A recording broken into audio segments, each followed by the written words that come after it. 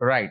So now, guys, we're going to see the nested function inside a user-defined function. So nested function means function that is sitting inside a function. So that's what. So look at that. Let me declare one function, def fun. Okay. And then followed by some print statement.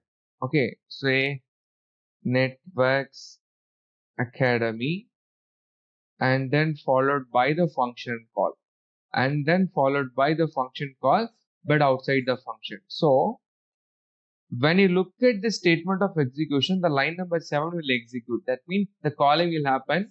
It will see the corresponding definition which is there at line number 1. It will come and print the Networks Academy as a print statement. Again, you're making a call. So what will happen? Again, the function will go to the line number 1. Again, the print statement will run.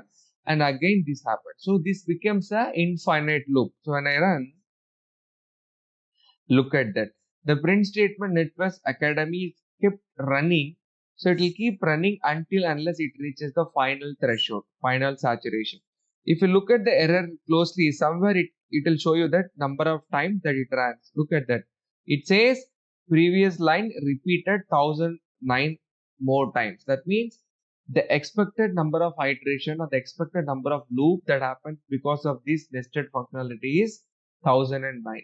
So now at times we may have to break this. Say, I want to break the loop by 100 iterations. I want to break the loop by 1000 iterations. So do whatever it is, right? When you want to do some manipulation on top of this, what is very essential, you need to first decide, or you need to first count the number of times that it runs by yourself. Okay. For that, what we need, a counter is needed. So what I'm going to do, I'm going to declare a counter. Look at that. My counter is equal to 0. Okay. So what I'll be doing, I'll be adding the counter here. Look at that.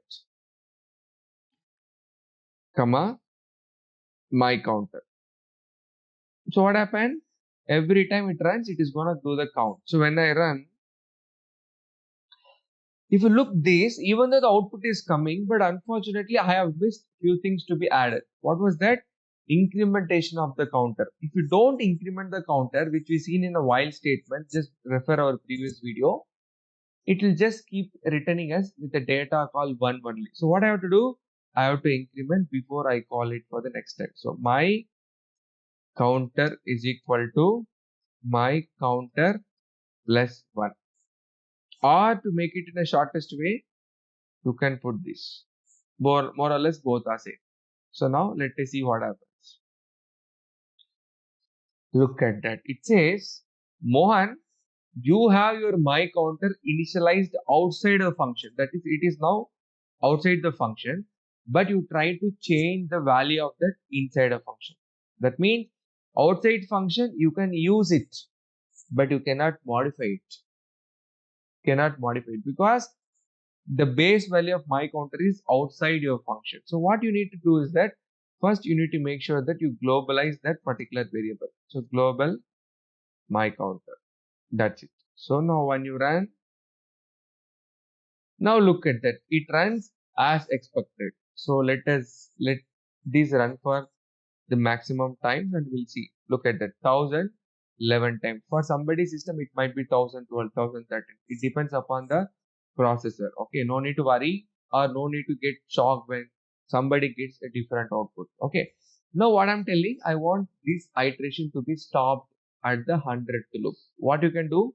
Lot of ways to achieve this. First method is maybe using if statement. So if my counter is equal to 101, what you can do? You can put the return statement. That's it. It stops. It stops at 100. This is one way of doing it. The other way is while statement. While my counter is less than 100. So you're gonna run this function only if the counter is less than 100. So when you run, that's it. So however you want to use, you can use it. Of course, practically we don't have the wide range of usability with respect to the nested function is concerned because we don't use it nested function. But if at all a chance where you people have to come across the nested function, right? Make sure that you assemble the code in such a way how we explained on this. Okay, this is what a nested function is all about, people. Okay, learn this and we'll see in another video with some other concept. Okay, thank you guys.